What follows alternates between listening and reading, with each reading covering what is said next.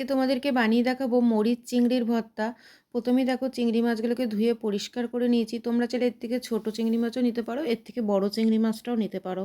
তারপরেই দেখো কাঁচা পাকা লঙ্কা নিয়ে নিয়েছি, লঙ্কাটা কিন্তু চিড়ে রেখেছি।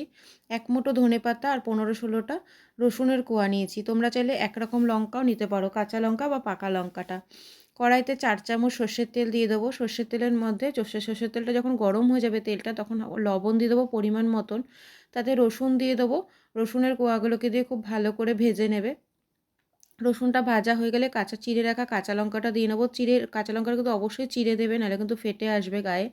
তারপরে ধুয়ে রাখা চিংড়ি মাছটাকেও দিয়ে দিলাম, দিয়ে খুব ভালো করে ভেজে নেবে। ভালো করে ভেজে নেব। দেখো চিংড়ি মাছ, রসুন আর হচ্ছে তোমার ওই কাঁচা লঙ্কা একসাথে খুব ভালো করে ভেজে নেব। পরিমাণ মতন এবার অল্প করে একটু হলুদ দেবো। তোমরা না চাইলে হলুদটা নাও দিতে পারো, আমি কালারের জন্য দিলাম। ভালো করে যখন ভাজা হয়ে যাবে, এবার এক মুঠো ধনেপাতা যেটা রেখেছিলাম ধুয়ে, সেটাকেও দিয়ে দেবো। ধনেপাতাটা দিয়ে কিন্তু আর গ্যাসটা অন রাখবো না, গ্যাসটাকে এবার অফ করে দেবো। এটা কিন্তু সর্দি কাশির জন্য খুব ভালো, মুখে রুচি ফেরায়। এটা একবার হলো বাড়িতে ট্রাই করো, খেতে খুব ভালো লাগে। এবার ঠান্ডা করে নিয়ে মিক্সির বাটিতে নিয়ে নেবো।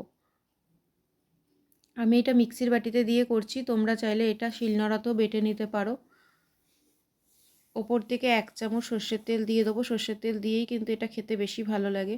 আর সর্দি কাশি জ্বর মুখে রুচি ফেরাতে কিন্তু এটা মহা ওষুধ, একবার হলেও ট্রাই করো।